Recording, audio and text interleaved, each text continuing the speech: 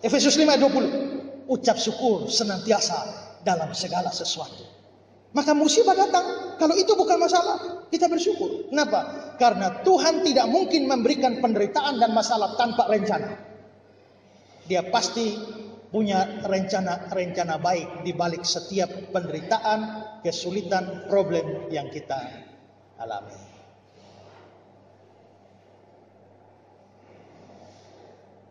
Ada seorang raja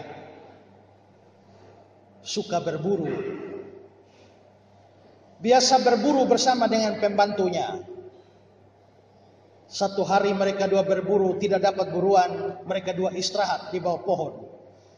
Raja sementara duduk-duduk di sana, pembantunya ini sambil bersihkan senapan. Tapi dia tidak sadar bahwa senapannya mengarah ke raja. Dibersihkanlah senapan itu. Tiba-tiba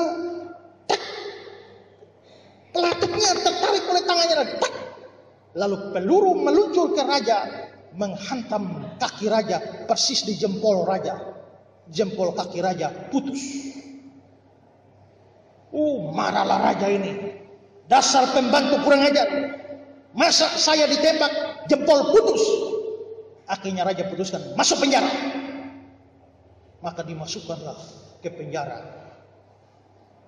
Membusuklah kau di penjara. Sementara pembantunya di penjara, raja sudah sehat tapi jempol sudah putus. Raja bilang, sekarang saya cari berburu sendirian saja.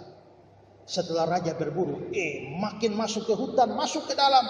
Tiba-tiba raja bertemu dengan suku terasing. Ditangkaplah raja. Dan menurut peraturan suku itu, mereka akan membunuh si raja sebagai persembahan kepada dewa. Maka si raja ditangkap. Sudah diikat di meja persembahan. Mau disembelih. Dan dikorbankan kepada dewa. Tapi rupanya dalam suku itu ada peraturan. Yang mau dipersembahkan pada dewa tidak boleh cacat. Maka mereka periksa dari ujung rambut sampai ujung kaki, semua normal. Ternyata sampai di kaki, aduh, raja tidak punya jempol. Karena raja tidak punya jempol, ini tidak layak dikorbankan kepada dewa. Akhirnya si raja pun dilepas. Begitu raja dilepas, bilang, aduh, untungnya. Untung saya ditembak. Seandainya saya ditembak, jempol saya masih utuh. Dan hari ini pasti saya dicincang habis. Untung pembantu itu tembak jempol saya. Aduh, kalau begitu saya sudah salah. Saya sudah penjarakan pembantu saya. Saya harus berterima kasih pada dia. Raja pun kembali dan mengeluarkan pembantu dari penjara. Dan dia ceritakan semua dan dia bilang, saya minta maaf. Seandainya kamu tidak tembak saya pasti sudah dicincang hari ini. Tapi pembantu itu bilang, raja tidak apa-apa. Justru saya bersyukur raja penjarakan. Loh, kenapa masuk penjara aku bersyukur? Karena kalau saya tidak penjarakan, pasti kita dua pergi berburu sama-sama. Kita dua sama-sama berburu, pasti kita dua ditangkap. Kita dua mau dikorbankan. Raja, bagus kita punya jempol, saya jempol utuh. Maka sayalah yang akan dikorbankan. Jadi saya justru berterima kasih. Untung raja memasukkan saya dalam penjara. Kalau begitu, di balik masalah, di balik penderitaan, musibah. Kalau itu bukan dosa, ada rencana Tuhan, maka syukuri. Kalau itu dosa, bertobat. Kalau bukan dosa, syukur. Yang pertama itu ya, harus introspeksi. Kedua, bagaimana kalau masalah datang? Jangan lupa berdoa sebelum mengambil langkah apapun. Ya, ingat keluarga Elimelek tidak berdoa waktu memutuskan pergi ke Moab.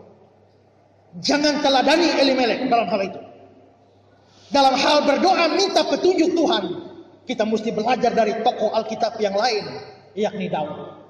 Daud itu adalah orang yang selalu terus-menerus mengenalkan Tuhan. Apa saja yang Daud mau lakukan, dia selalu tanya Tuhan. Pada waktu itu orang Filistin mau menyerang kota Kehila. Orang Filistin mau serang kota Kehila, Daud mau menolong orang Kehila. Tapi Daud mau tolong itu bagus, tapi Daud tidak langsung tolong. Dia tanya Tuhan dulu, Tuhan mau nggak saya tolong Kehila? 1 Samuel 23 ayat 2 dan 4. Bertanyalah Daud kepada Tuhan, apakah aku akan pergi mengalahkan orang Filistin? Jawab Tuhan kepada Daud, pergilah. Ayat 4. Lalu bertanya pula Daud kepada Tuhan. Maka Tuhan menjawab firman-Nya, bersiaplah, pergilah ke Kehila, sebab aku menyerahkan seorang Filistin dalam tangan. Mau tolong orang saja dia doa tanya Tuhan. Kalau saudara nolong orang doa enggak? Kalau orang datang, Bapak boleh pinjam uang 5 juta, doa enggak? Jangan langsung pinjamkan walaupun ada uang, doa dulu. Karena bisa jadi tidak kembali. Orang kalau pinjam biasa ramah.